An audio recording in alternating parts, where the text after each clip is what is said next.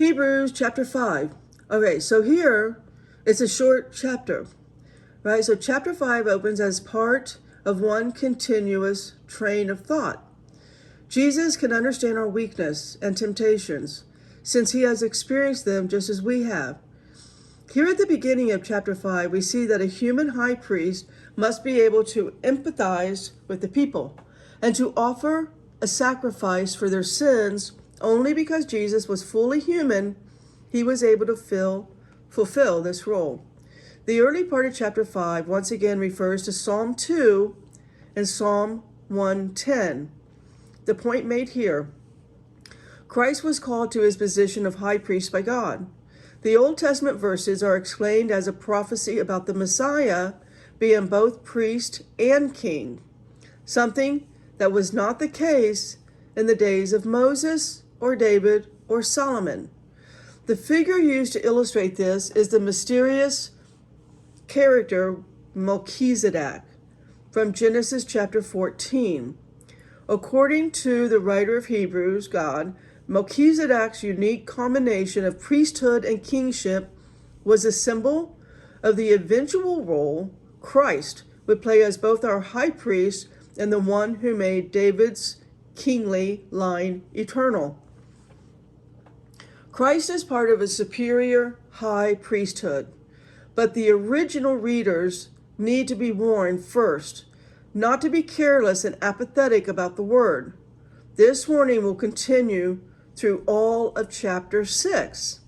So I just wanted to give a little, we're going to read Hebrews 5, 1 through 14 without interruption, but I just wanted to, kind of set the lens, set the stage before we start reading what's going on here. So the specific criticism is of spiritual immaturity. This letter is written specifically to Jewish Christians of the early church. There was a lack of development in their Christian lives. Knowledge and wisdom are not magically imparted at the moment of salvation. Some aspects of our spiritual lives take time and effort to develop. Those who fail to develop are like children who are still dependent on milk. We'll read that. We'll get there. When they should be eating solid food. And that is today's Christian, really. Today's Christian is going after another person's oil, somebody else's training and teaching or Bible literacy. Don't do that. Get into the Bible, get into the concordance and read it for yourself. But this is a warning, all right? Children who are still dependent on milk when they should be eating solid food. All right, so the end of chapter 5 and the early verses of chapter 6 form an interesting approach by the writer of Hebrews. On one hand, he points out that these Christians are immature and they need to learn more about the subject. All right, so it is the idea of Jesus as a high priest using the example of Melchizedek. On the other hand, the writer sees these Christians as too spiritually immature for deeper details. So what does the author of Hebrews do? He warns them about their lack of depth and chooses not to start from scratch. Instead, he will continue on with his examination of Christ's priesthood. Man, the New Agers took this one name right there, Melchizedek, and just ran with it and shipwrecked everything. All right, so as the next chapter will say directly, this letter is not meant to re-explain the basic doctrines of faith. Rather, it will press on to show how Jesus, as our high priest, is superior to any other figure seen in Scripture. So now with that as our lens, I wanted to read chapter 5 without interruption, since it's short. And it's just on this one subject. Don't let your mind wander. All right, the subject is the mindset of the Jewish culture over 2,000 years ago.